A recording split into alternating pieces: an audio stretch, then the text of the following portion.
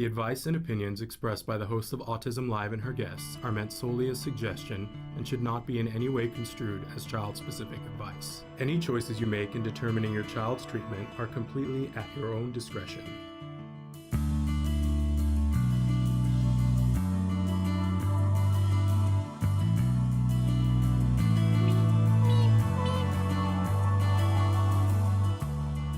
Good morning and welcome to Autism Live on the Autism Network. I'm Shannon Penrod and excited to be here with you today. We got a big show. Coach Elaine Hall from the Miracle Project is going to be joining us in just a little while. I'm excited to be here with her. We haven't met up with her in a while, and she's got a big new show that's debuting this week that all of you can attend because there's a live component, but there is a virtual component. So that will be super exciting for everyone. Thrilled to be here, though. We're right now on many different platforms. I want to say to you, it is the 19th of October.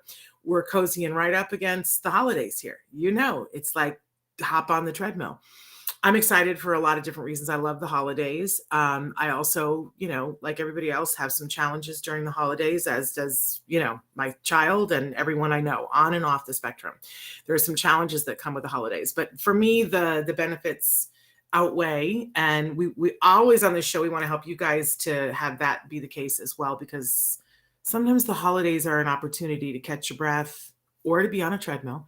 And to be with people that you love. So we're going to be talking more about that as the weeks come. A couple of things that I want to remind you of right now. As I said, we're live right now on Facebook, on YouTube, on Twitter, and about, I don't know, Traven, 12 other places. He's going to start to show you some of the places and how you can connect with us live or in podcast. We podcast wherever you podcasts. We're a free download. Rated Autism podcast because of you guys, because you guys have watched, you've shared, you've liked, you've reviewed. We would like to ask you to continue that. We are fresh now on the Autism Network and we have tons of agendas, things that we want to do. And we want to be having interns that are on the autism spectrum. We want to have employees that are on the autism spectrum. So all of that takes money for us to stay on, and for us, currency from you guys. We're not asking you guys for any money, and as long as I'm breathing and can, we're never going to ask you guys for money to support us. That's not what we do. But we do ask is that you share the free information, because the more people who watch, then the more sponsors we get and the more capability we have to be on more platforms. So asking you to share, because it's a double-edged thing too, that not only when you share the information that's free to somebody who might need it, but it's also helping us to stay on the air. So we super appreciate that. Because we like being here with you guys and we like hearing from you. So which leads me to the next thing. If you want to be writing into the live show right now, I'm activating my chat so that I can be talking to you guys. If you're on Facebook, YouTube, Twitter, absolutely on those platforms, and I'll be able to see it right here in real time, as well as a lot of other. Try in the platform that you're in, and I try to acknowledge when you guys write in. You can send in questions for Coach Elaine Hall from the Miracle Project, questions for me, or we're having Temple Grandin on the show on Friday.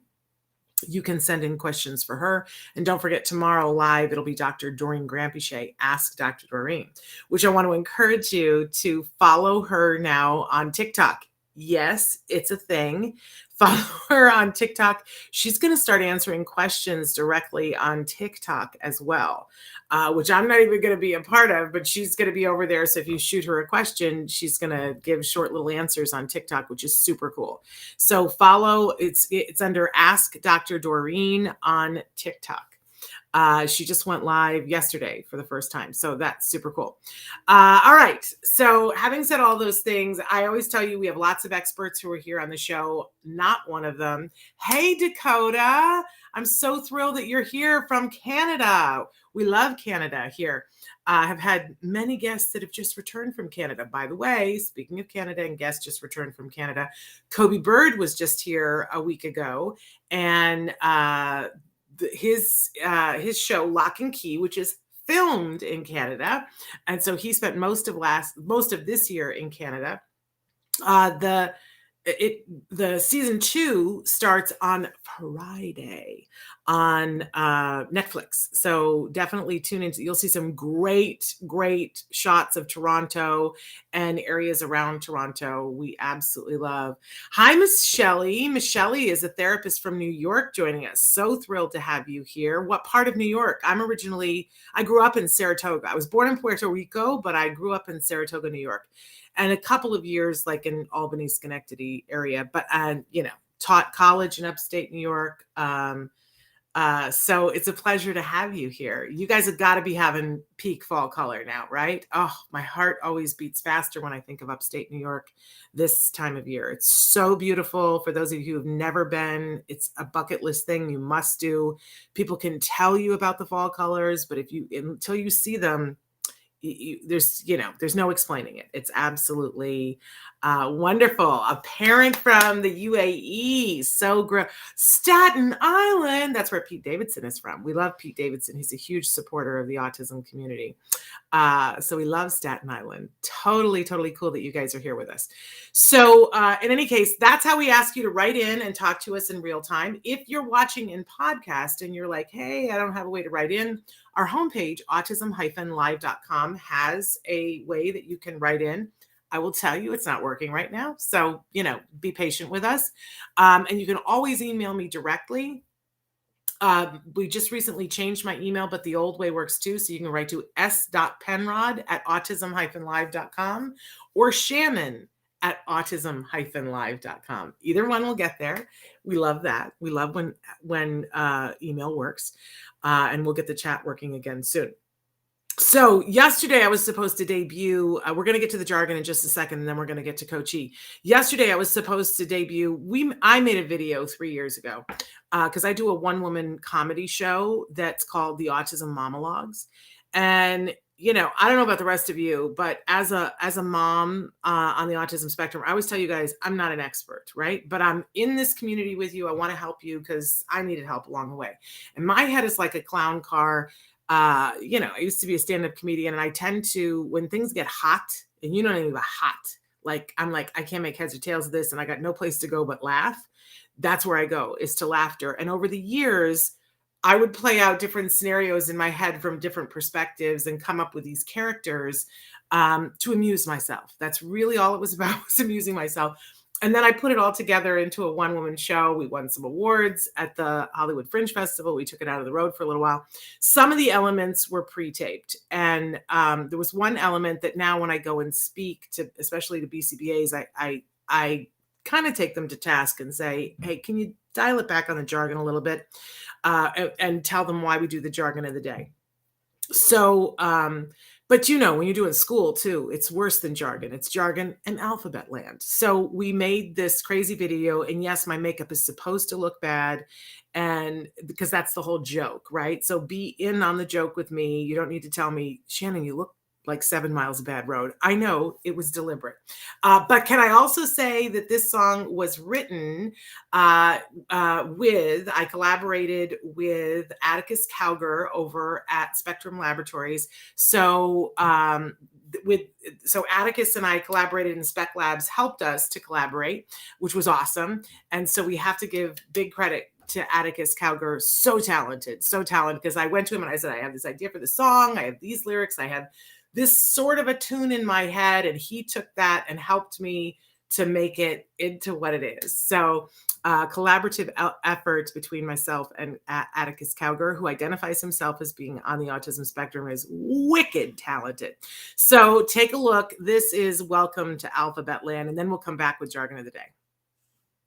Howdy, and welcome to Alphabet Land. This is where we like to take a bunch of letters, stick together, and slowly make people lose their minds. You got your IEP, IFS, PESY, AAC. You're talking ADD, ADHD to the SLP. The OT and the APE say the BIP ain't helping with the ODD. You thought you had an idea, but now it's IDEA. Unless it's 88.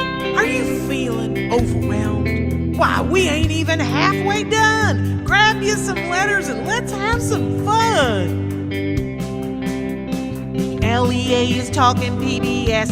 NGE with HQT, you're hoping for EI from the IEE. And the FAP includes a PP and some RDA. You might be wondering where all these letters come from. Well, in the beginning, they were just a few, just so you wouldn't have to say big long words over and over. Then some folks realized if they use a bunch of these acronyms, it would make them seem like they knew what they was talking about. And then they could get one over on you, trick you into buying a pig and a poke. If you ever find yourself dealing with someone like that, you just say to them, you get your BCBA in here to do an FBA, or I'll see you at the DPH. My kid has a right to LRE and EIBI from an RBT or a BCAT, and I am an MOM.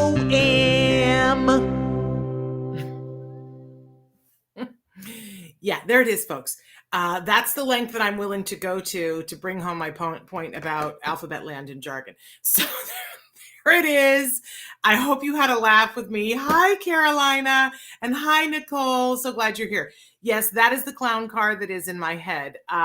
Because I always want to make fun of the jargon. So that gives us a great segue into the jargon of the day. This is the reason why we do this. We take one word, one phrase, one acronym that these crazy experts use as if everybody uses them every day. It's completely craziness, right? We give you first the actual definition, then I make fun of it because really everyone has to have a hobby. And then we give you a working definition. And I try to break it down so that we can all understand it. If you start to feel overwhelmed, just like the crazy woman in the video, remember that this takes some time, and, you can ask questions and you can watch. We have a whole playlist that's just jargon, but this is one that we've never done before. Well, no, that's not true. We did this so many years ago, but we need to redo it because my hair was a funny color at that time. So we did DRA yesterday. We're in the thick of the jargon here, kids. This is like no man's land, right? So, and you don't have to know these terms. People are going to use them when they're talking to you about you or your kiddos. You don't have to know these terms, but I think it's really a great idea to know what the concept behind it is. That's much more useful to you. So if you don't get it, don't worry, you'll get it eventually. So here we go. Yesterday we did DRA. Today we're going to do DRI, which we don't do a lot of. We do a lot of DRO. But we talk about this all the time, DRI. So DRI is differential reinforcement of incompatible behavior. Aren't we like so excited and we're like, oh, isn't this wonderful? That helps me. It's differential reinforcement of incompatible behavior. Now, do we have a more extensive actual definition of this one, or did we just leave it at that, Draven? Let's take a look. Or are we moving on to our working definition? Because, oh, here we go. Here it is. Here's the good stuff, you guys. The one that we can just make total fun of. DRI is a procedure for decreasing problem behavior in which reinforcement is delivered for a behavior that is topographically incompatible with the behavior targeted for reduction and withheld following instances of problem behavior. I want to have like little angels who sing and go, wah, because if you can understand that, you have so many letters after your name, you don't need to be here, right? Unless you want to laugh, in which case, pull up a chair. And we're quoting Cooper, Heron, and Hayward, 2007, which is the authority on this.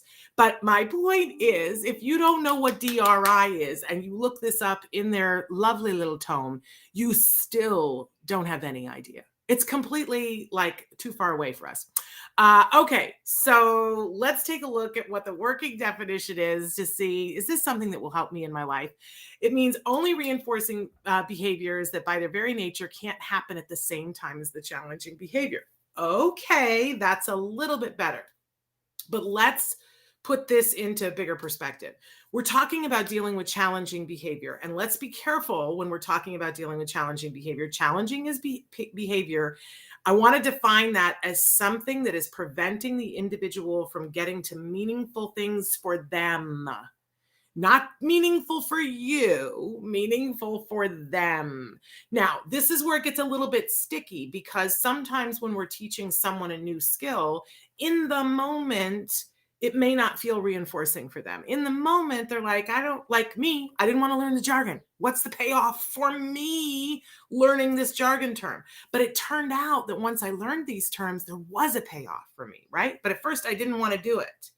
And I think that sometimes we have kiddos that they're like, why would I want to learn how to write my name? It's not useful to me, because they don't have a context for it, right? So the little asterisk here is it has to be beneficial to them, but that it may not feel like it's beneficial to them right now. But I think we can all agree that if you are able to write your name, if you're able to do that, that's a very life-affirming thing, and it will lead to other good things. It's not absolutely essential to be successful and happy in your life, but if you can do it, it will lead to good things. So challenging behavior is behavior that prevents the person from getting to things that are meaningful to them. So for instance, it might be that we have a kiddo who enjoys flapping their hands, and there are lots of reasons why someone would enjoy flapping their hands, because it feels good for them, because there's a visual thing that happens when you move your fingers. If you do it, try it. You can see like little rainbows of color. It's kind of cool, right? For some people, it's calming. For some people, it helps them to be present, right? So we're not judging that. We're not judging that. But if we want to help this person to be able to write their name so that they can eventually sign a check because they're employed, right? Then there might be times when we would ask them to not do this, right? So in that instance, not always, this would not always be a challenge behavior, but in some instances, it could prevent the person from being able to do something else that's meaningful to them, right? So in that instance, we might refer to that as a challenging behavior, and we might target it and say, we want to be able to turn this behavior on and off and have it be in certain circumstances, not in others. So instead of just shaming the person and standing there going, don't do that, stop doing that, which by the way, never works. That never works long term. Instead, we talked about this yesterday. What we'll do is teach another behavior. And yesterday we talked about teaching another behavior that gives the same paycheck, right? And then we reinforce that behavior. That was the DRA. Now we're talking about DRI, incompatible. So what we want to do is, if what we're trying to get the person to do is write and doing this, then you can't write and do this at the same time. It doesn't work, right? So what we would do is start to teach the handwriting skill, but we would heavily reinforce the handwriting skill. That anytime and we would start small. We would start so small that we would have maybe a stencil, and we would have a marker or a pen and have them go down in the stencil so that they're drawing a straight line. There's no possibility of not getting it right. And every time they draw a straight line, they get something that's reinforcing to them. It might mean that they get their teddy bear, or that they get a jelly bean, or something that's like that they go, that was worth it. That paycheck was worth it. You give me my teddy bear, I'm going to make a line. Great. Wonderful. Right? So we make it reinforcing for them. But the point here is that we're having an incompatible behavior. The example that I always like to use is that my son, I wanted to read to him, and my son couldn't sit still. We called it ants in the pants, right? He busy boy, here, there, everywhere. He couldn't sit still long enough to hear a story. And so, being busy isn't necessarily a challenging behavior, but when somebody wants to read to you, that can get in the way of getting to the thing that is meaningful. And I believed that he was going to like stories. I believed that he was going to like being read to. I believed that with every fiber of my being. And so we couldn't figure it out. So, through a set of circumstances, we realized that when you gave him, he loved an apple, and a cold apple. And if you gave him a cold apple to hold on to in his hands, he became still.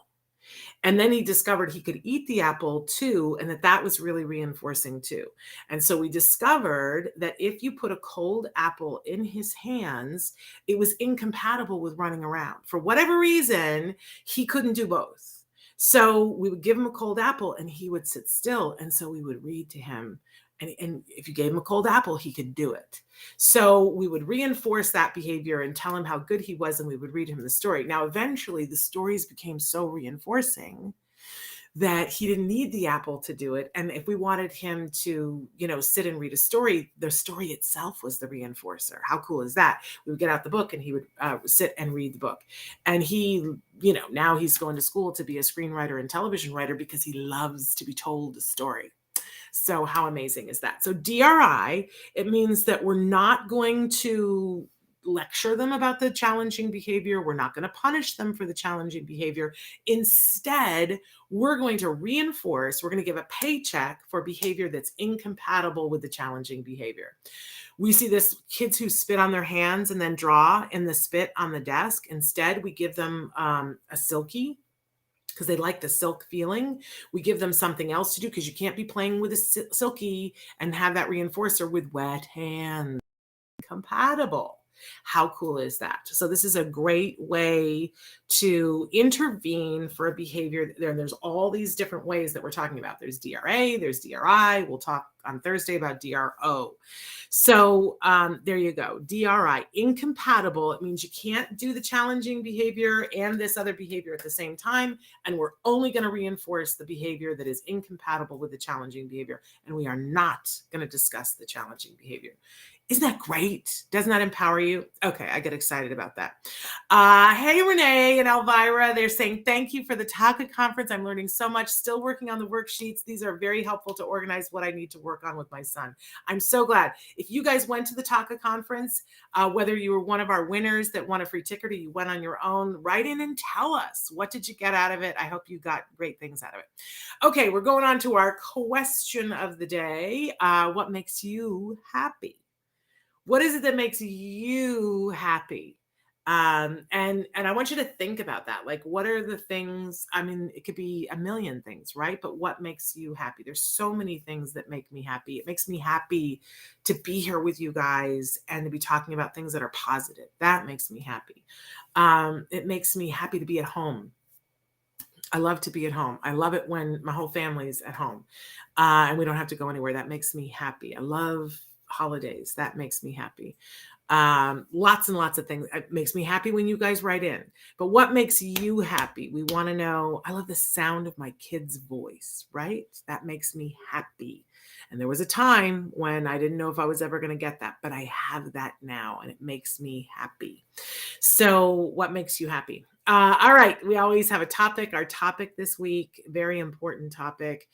When it feels like you can't go on, because we said yesterday, all of us are going to have at least a moment where we're in this place. We talked at length yesterday about how important it is to get help for yourself on a regular basis. I want to remind everybody that the Ed Asner Family Center does something called EdTalks once a month. They pick a topic and they have a panel. Tonight is the night that they're doing the October EdTalk. And so that'll be led by Matt Asner and Nava Paskowitz Asner. And the guests tonight on the EdTalk are myself and Nancy Alspaugh Jackson from Let's Talk Autism with Shannon and Nancy, and two of the clinicians, two of the therapists that do the talk therapy at the Ed Asner Center. What are we talking about? We're talking about depression. We're talking about addiction. We're talking about all of those things. Nancy and I have been very open about our issues and the things that we struggle with. And, Nancy's taken it to another level tonight. You're not going to want to miss this. I mean, she's going to be as to the bone honest as possible. And, I'm always willing to talk about, being in therapy and how important that has been for me and how I became agoraphobic after my son was diagnosed with autism. So we're talking about all of it with therapists and taking your questions and getting honest about it, because we feel like we feel like we need to be honest about it so that other people can learn from it. So for sure, tune in. I know Nancy's got a lot of things to say that she's never said before, and I just am so proud of her. So tune into that. That's over at the Ed Asner Family Center. That's tonight at 5 p.m. Pacific time. That's 8 p.m. Eastern time, and I'll count on you guys to do the math on all the other time zones. Yeah. But, that's part of it when you feel like you can't go on. And there's many, when you feel like you can't go on, it can be just a fleeting thing, or it can be that crushing crushing sort of thing that happens, and oh my gosh, I've had that. Not fun. And I want you guys to know that if you're feeling that, there's help, there's hope, there's a way to come out of it. You can come out of it. And so tune in tonight for that, because there will be trained clinicians there to talk with you guys about that. All right. I don't know if Elaine is already here, but I want to talk. Yes, she is. She's there. She's waiting. I want to talk a little bit about the Miracle Project and what a miracle it is in all of our lives. Coach Elaine Hall. We'll have to ask her how many years she's been doing the Miracle Project, but you guys know, you've heard of them. You probably watched Autism the Musical, or the part 2 of Autism the Musical, which was not the musical, but really important, pivotal work that she's been doing, having her students performing, and important work that she's done in terms of social skills. They've got a new show that's coming out this week. So we're so happy to welcome back to the show Coach Elaine Hall from the Miracle Project. There she is. How cute are you? I haven't seen you in a month of Sundays. Oh my gosh, it's so good to see you. And I guess I got the memo to wear blue, Miracle Project blue, Autism blue. So Like in my mouth, it happens. that's right. That's Wonderful. just Well, wonderful to see you. it's so good to see you. And I know you have been busy through all this pandemic. You guys have been over there. You Yes. continue doing your classes you were doing classes online. You were eventually, I believe you did some classes in person. Is that true? Am I making? So boy, you just got it. We started our very first class in person. We're doing them once a month. So we just started our classes in person Sunday. And but all of our classes are virtual, and it's actually, there's a silver lining is we're able to reach so many more families because we're virtual. We're now reaching children, teens, adults all over the world with our virtual classes. So it's been pretty wonderful in that respect, and still create this community where no one's alone and we can all be creative. And I love what you were sharing in the beginning about, flapping and the different reasons and why that we flap. And one of the things that we do at the Miracle Project is we'll flap and turn it into dance so that the individual has control and has a sense of their own body. So then, as you said so beautifully, they can then choose to put their hands down and pick up a pen because no one's shaming them or judging them for that. So that's we what have to do get the to that. I Miracle feel Project. I feel like it's really important that we have to language things in a different way so that people don't feel like that anybody is trying to, stop someone from being who they are and expressing themselves. Like, That's right. I don't know That's anybody that's exactly trying to do right. that. So I love that. I love my degrees are in theater. So I love what you do, Elaine. It's such an amazing outlet. I remember the first time I came to see one of your shows and I was like, whoa, holy business. Because your kids are wildly talented, and getting to hear them often speaking and singing words that they've written themselves is extra amazing. And it's so funny because I both love when we have you on the show, but there was a little part of me that would always be like, oh, because we would talk about all the amazing things that you were doing and people would go, well, that's nice, but I live in Erie, Pennsylvania. So what have you got for me in Erie, Pennsylvania? And we would say to them, Miracle Project wants to breed, and twice a year they go places and they set up a workshop to teach your community how to do the Miracle Project on your own. And I think once you get out of pandemic, you'll be doing that again. But that was really all we had to offer them if they live someplace else. And as much as I have hated this pandemic and most of the things that go with it, one of the things that I'm going to thank it for is that it forced people like you to take your business online. And what a great thing. So true. Yes.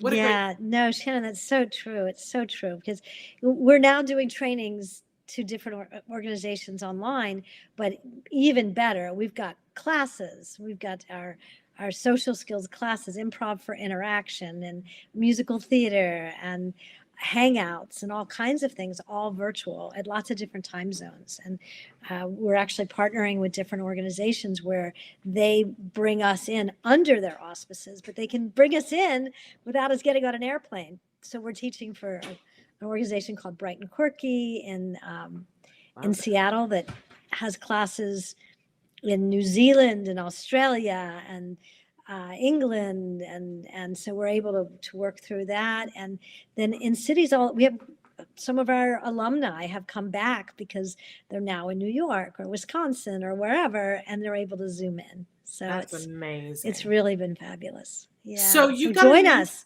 Tell everybody to join us. There you go. We are So always let's say this: classes. if somebody's watching, I'm sorry, our sync is a little bit off, so I don't mean to keep interrupting you, but no, it's okay.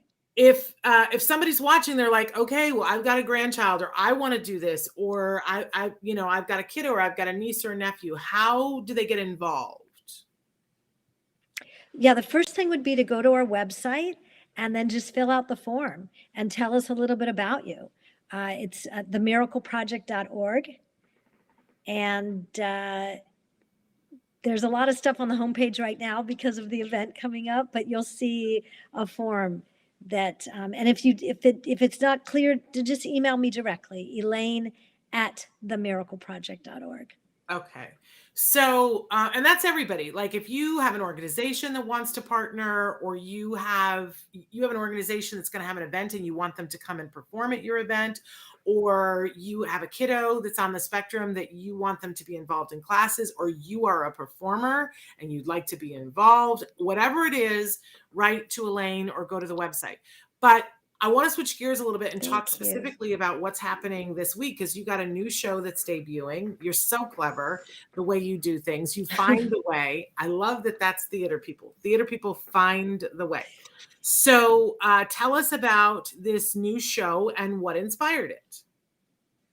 Okay, well, I love that. Theater people, we're resourceful and scrappy, right? It's not that we don't take no for an answer or think outside the box. We don't know no, and we ask what box. So this new show, we envisioned in September that we would actually create a film, because we pretty much figured we would not be in person in 2021, and we went in with an idea. Then we've got to create a film. So the concept is based on, and you've had Barry on your show, Dr. Barry Prezant's award-winning book, Uniquely Human, and combined with the Miracle Project methodology and my inclusion from within approach. So it's inspired by both of those types of both of those books. And what we have created is a world where a group of students are in a class where the teacher does not see them or get them and is doing all the things that you said not to do, shaming them, putting them down for their isms. And I'm not going to give it away, I don't want a spoiler alert, but some magical way they are transported to a world of no-nos, where they get to truly be themselves. Okay. And this is all done through music and choreography. We have a Broadway choreographer, Josh Walden. We have Justin Anthony Long, who is just a brilliant storyteller and filmmaker. And the story idea was my idea based on Barry's book, and then completely drawn from the actors themselves. Okay, so the title of the show? Journey to Namu. And so Namu is human backwards. That's how we're all going to remember You got it. How'd you know Somebody that? had to tell me that. Somebody had to tell me that, Elaine, because I was like, what is the name of this show? Journey to Namu. And then somebody went, oh, it's human backwards. And I went, oh, well, of course it is, because it's based on Dr. Barry Prezant's book. But that's how we're all going to remember it. That's amazing, because we reveal that at the very end, and a lot of people don't get that. Oh, All right, so well, I'm did I going to give ask you something guys. away? There's another backwards one word. See if you could, when you watch it, see if you can see the other. There's another backwards word, but I'm not going to tell you now. Oh, I don't know. I don't know. So I'll have to figure that out. But love this, and we're showing some images from the show. So tell us when and how we can view this. Oh, and I also want to let you guys know that everything was self-taped on a green screen. We were never in the same room together. Amazing. So what you're going to see is so innovative that we're self-taped and audio taped with a green screen behind us. And Justin is just a genius, and my co-producer and director. So it's lots of fun.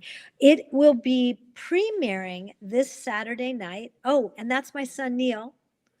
Very So cool. non-speaking, he types to communicate and uses sign language. So this is for all disabilities and in that way. So it premieres this Saturday night at our big fundraiser for the Miracle Project. You can watch it virtually, as well as we're going to have an in-person event, Shannon. We're actually having an in-person event. It's a large theater, and so it's limited to only 150 people. But the entire event from the reception, the cocktail reception, the red carpet event will be live streamed, and that you can find on our website.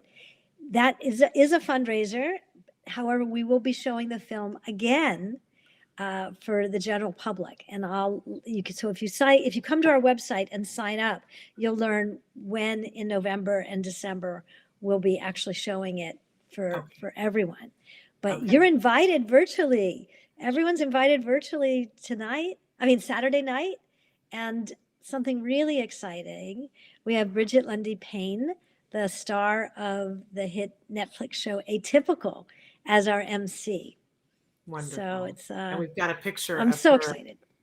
Do you want to show that, Traven? It's the one you have loaded. There she is. Amazing actress, a true supporter of the autism community, and very exciting for that. So to sign up for that, they have to go to the website, themiracleproject.org, and sign up to be able to go to that live event this Saturday. What is the time on that? What time does that start? The red carpet starts at 6:00. And then there'll be interviews with cast members from 6:15 to 7.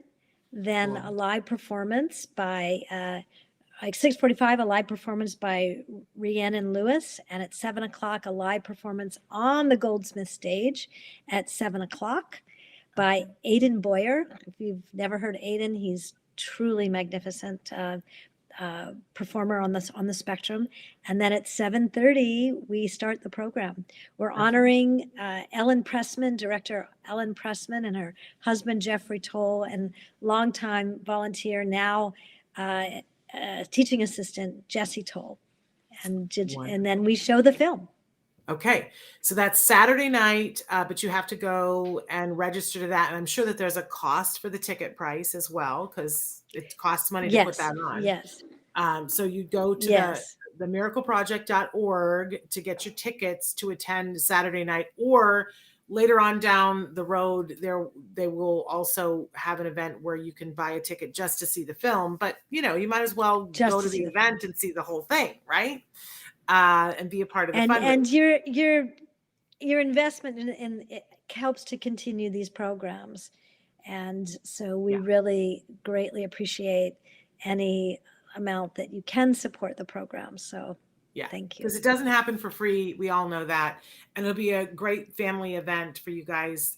Sometimes just being able to see what someone else can do is the impetus you need to be able to get up off the couch and do something for yourself, or to have, I was just saying to somebody yesterday that my son, when he was, I want to say like 12, he had to go with me to be on set to see a short film happening.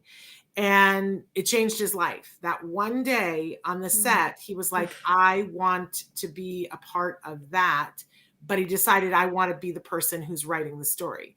So you have no idea what triggers there are. Like, I didn't know that that was going to be the thing that would make him want to be a writer. We always had to have a behavior intervention plan for writing. And after that, he was like, I want to write and tell my stories. So I'm just going to say to you guys, you have no idea what inspires your kids. And it's these kinds of things, taking them to arts things. And let's face it, that's been limited in COVID. So this is an opportunity to do it at home. So make sure you go to themiracleproject.org, check out everything that they've got there, but register for the tickets there so that you can go on Saturday or in the future. So, and then I'm imagining that you've got more classes that are either in progress now or just getting ready to start, Elaine. Yes, we've got classes, and all of our classes are, some of them have just started, but we're still taking enrollment, and some will be beginning in November. So thank you. I got goosebumps when you shared that about Jem, seeing that. I remember the first time my dad took me to a musical. I didn't know what it was, but I was just like, yeah, I want that. Yeah. So it's like our souls know, our souls identify, and they can relate in a way that we may not logically understand, but our souls just say, oh yeah, this is why I'm here. Yeah, I mean, you know, I grew up in a very artsy fartsy community.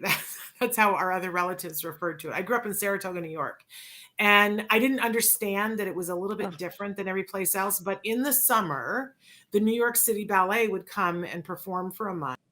The Philadelphia Philharmonic would come for a month. John Houseman would bring his acting company and come up for the summer, and I could pay $2 and as a teenager and go sit on the lawn at the Saratoga Performing Arts Center outdoors and watch Baryshnikov jump for $2. And you know, and right, and you don't understand. Then when I was older and went off to college. And I would talk about, you know, going to the ballet and the symphony and whatever, and people would go, oh, you know, la-di-da. And I was like, no, that's just what everybody does, isn't it? And I didn't understand the benefits of having arts in your life as a young person. Yes. Yes. And, you know, we've tried really hard with Jem to make sure that he sees a wide variety of stuff because exposure is everything. And the arts are there for a reason. I know the arts budgets have been cut and cut and cut, but the arts are there for a reason. I would just like for everybody to stop and think how you would have gotten through COVID with no television. Oh, yeah. Well, see, that's the thing as well, too, Shannon, is that how important the arts are and how up until now they've been not been accessible to our kids. And when Jem says he wants to tell his story, and write his stories. And that's so important. I mean, that's one of my commitments and missions. I'm also part of a coalition called 1 in 4 Coalition, and we're getting jobs for people in the industry with autism and who are neurodiverse, and so that scriptwriters can tell their stories, and so that and share their unique perspectives, not just about their disability, but their perspectives in the world. And then also, I mean, so many of the Miracle Project people who started out not realizing that they wanted to be actors are now professional actors. Yes. So we want to make, and the actors that you'll see tonight, Saturday night, I keep saying tonight, Saturday night, are both sharing and telling their story, as well as they are the singer, dancers, and actors. So it has so many possibilities that we don't always get to see. And this is a fundraiser tonight, so the ticket price, you know, is a bit foo-foo-foo, but it's going to benefit so many people. And if anyone's out there that can be supportive, we appreciate it. But we will be making a sign up so you'll be the first on the list to know when we will also be sharing a version, the same film, but for the public. And bless your heart, you keep saying tonight. I just want everybody to know there's no funny business. We're not taping this in reverse. We're live right now on Tuesday, but she's talking about Saturday. October 23rd. Saturday, October 23rd. Can you imagine how crazy like tonight, because it feels, no, it just feels imminent. So that's why I think I'm keep saying tonight. So, but no, it's okay. But can you imagine how crazy busy it would be right now if it was tonight? So thank goodness you have several more days, Coach E, before that shows up. So really remarkable. Again, if you I always think about, we're working right now on our toy guide, our toy and gift guide that we come out with in November for suggestions about what to get someone you love on the autism spectrum. And we got lots of gifts, we got lots of toys, lots of wonderful things. But the truth of the matter is that if there's somebody that you love on the spectrum and you're like, I don't know what to get them for a birthday gift or a holiday gift, whether you're celebrating Christmas, Kwanzaa, or Hanukkah, a great gift to get them is a virtual class at the Miracle Project. That's a really great gift. Oh, thank you. It's the gift that keeps on giving, because a lot of the things that you're wanting to work on with that individual, they go to the Miracle Project. You guys have science that backs up that your programs are really good for building social skills. This is sort of a duh for us. Like, we love that you have science behind it too, Coach E, but it's kind of a duh for us because we talk all the time about, we have Temple Grandin on the show on Friday, and she talks all the time about how being a part, her mother taking her to community theater and being a part of that troupe was super helpful to her. Taking acting classes helped her to be able to walk into a room and act confident even when she didn't feel it, to act like she knew what she wanted to say, even when she wasn't sure what she wanted to say. Carrie Magro, Dr. Carrie Magro, says, early theater classes really helped me. Yes. This is not rocket science, right? But it is science. This helps.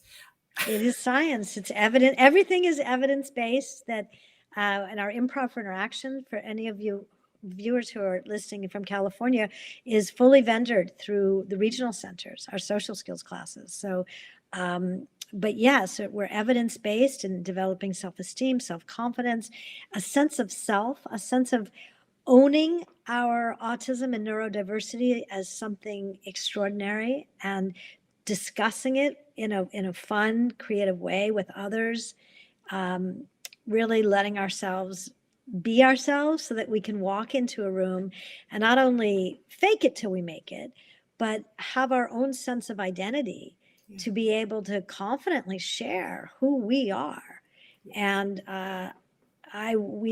it's 17 years. You were asking how many years? 17 years, and it just gets more. I get more and more passionate about the work every year.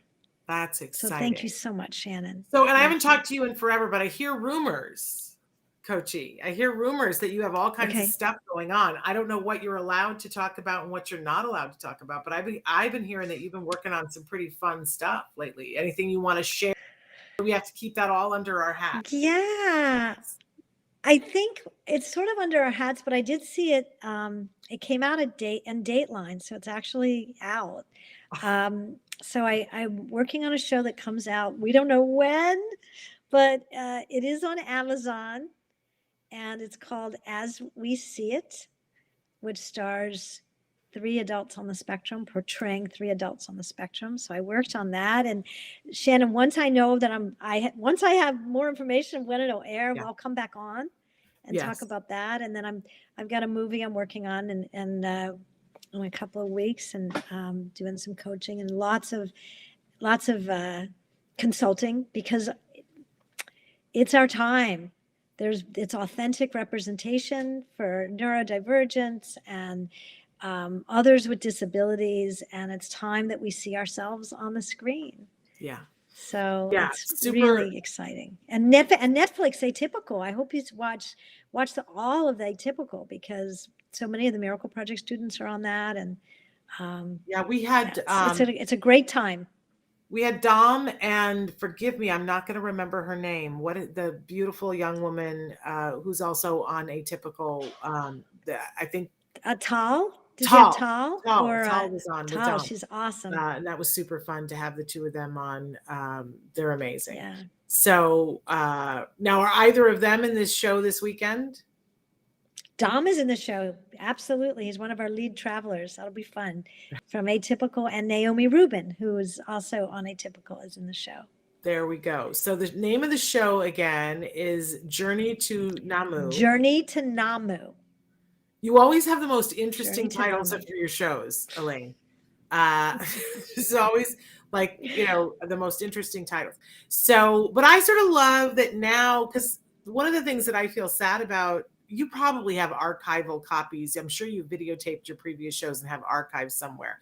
But I love that you're now doing this in a way that there's an archive for the rest of the world to kind of tune in and watch. Because, there are people who don't right now who don't yet have kids on the spectrum, but will in 5 years. And for them to be able to look back and see the things that you're doing now will be super cool. So again, that's Saturday. But in order to go to this Saturday, October 23rd. Yes. Yes. But in order to go to it, you need to get tickets. If you want to go in person, are there still, I know you said limited audience, are there still tickets? Yeah. Maybe a handful? We have a new executive director. We have a handful of tickets because we want to make sure everyone gets to eat, because we've got really wonderful hors d'oeuvres. And so there are a handful of in-person tickets. Okay. And yes, please come join us. All COVID protocols are in place. Either be vaccinated or have a test. A negative test, and social distancing, and we're spreading out in the theater. Everyone's going to be wearing masks. But yes, there's a handful of tickets in person, and of course we'll have Bridget Lindy Payne and other celebrities there. Person. So join and us. I assume this is at the Wallace? And all of our students who are the true celebrities. There you go. I'm assuming that this event is at the Wallace? It's at the Wallace Annenberg Center for the Performing Arts in Beverly Hills. Beautiful. It's so beautiful. Fully accessible. We'll have a sign language interpreter. We're having an audio described trailer before the event for those who want to access it. The theater itself. We have a trailer. We need to show the trailer. Do you want to see the trailer? All right. Traven, are you ready to roll the trailer? Did that work out? I'm looking to see. Yeah, he's got it. Okay, so let's show the trailer, and then we'll come back and we'll have like a quick minute to talk at the other end.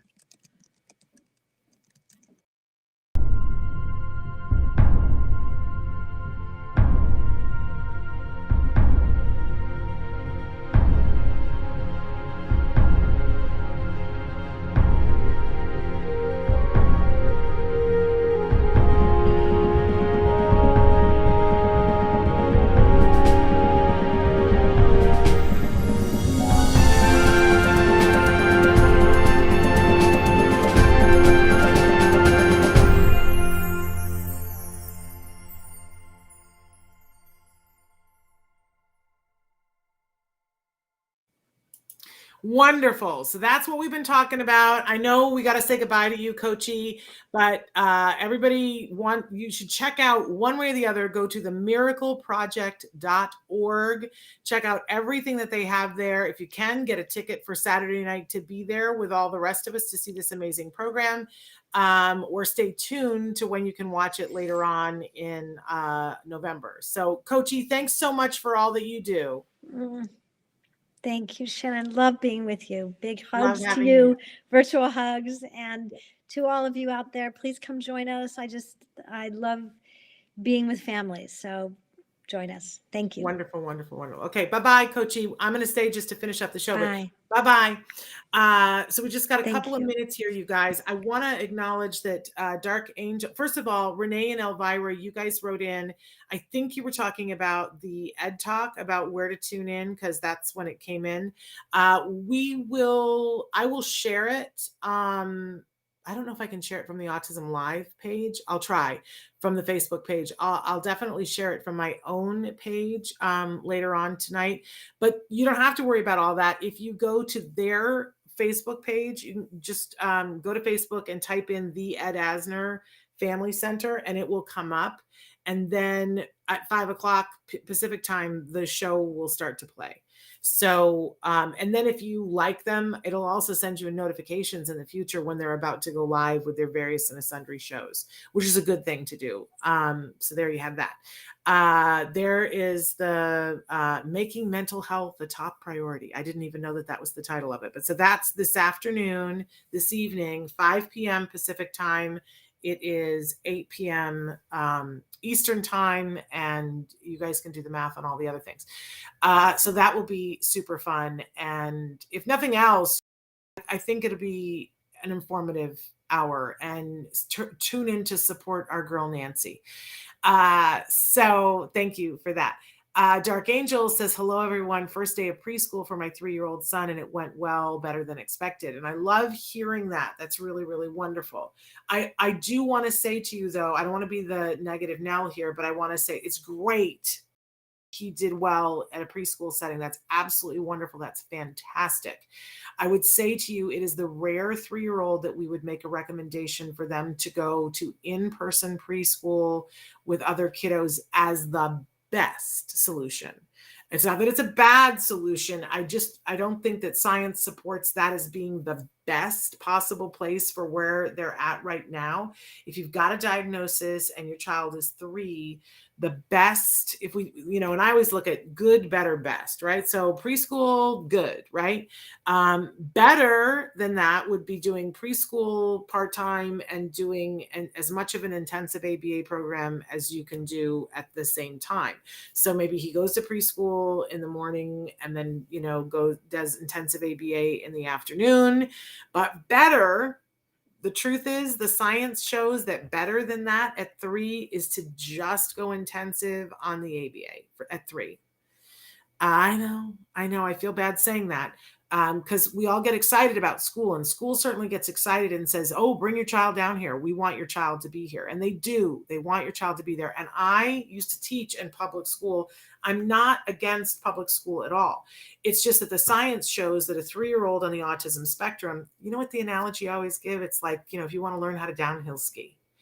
You want to learn how to downhill ski, like the big jumping, ski jumping. We could take you to look at the mountain. We can absolutely, but we're not going to throw you on the mountain. There's too many things you got to know before we throw you on the mountain. So what do? Whenever we're teaching somebody to ski, we take them to the side. They can see the mountain, but we take them to the side and we work on very specific skills. We teach them how to stop. We teach them how to go. We teach them how to deal with a panic situation. We, give them a little bit of skill before we ever put them on the mountain. Well, let me just tell you, school's a mountain. And there's a lot of things there. Now, when they're 3, I got to tell you, there are a couple of things that could happen. It could go enough okay that it's like, okay, it's okay. But they're going to miss things. Things are going to be happening that we want them to learn from that they're just going to miss because they don't have enough skills to be able to whatever. It's going to be hard for them to connect with the other kids, but not impossible, because at 3, mostly we see kids playing side by side, right? So they're going to play over here and the other kid's going to play over there, and it might be okay. It might be okay, but we're not going to overcome however far behind we are, right? So that's why we want to do the intensive ABA at 3, so that at 4, we can hopefully send them back into the classroom and with some more skills, so that now at 4, when they start to play with each other, we don't have misconnections. So it's not so much that preschool is going to be bad. That's why I say, if you can't do a full-time ABA program, do half and half, right? If you can, schedule-wise. But if we want to get them as ready for 4, when the play shifts a little bit and we really need them to start socially interacting with the other kids, we really need that 3-year-old time. That's the truth. That's really the truth. And if you start a kid at 4 with no social skills going to preschool and no ABA to give them the skills, what often happens is they get ostracized. The other kids are all playing and our kid doesn't know how to. And so our kid is over in the corner while all the other kids are doing something else. And that's when we get into heartbreak city. So I would just say to you, I'm never going to tell you that preschool is bad. It's not. But is there a better use for that time to set them up for next year? Yes. Science has shown, lots of studies that have shown comparison groups of, both kids who stay home and have no intervention, no schooling, kids who go to preschool, and kids who do ABA.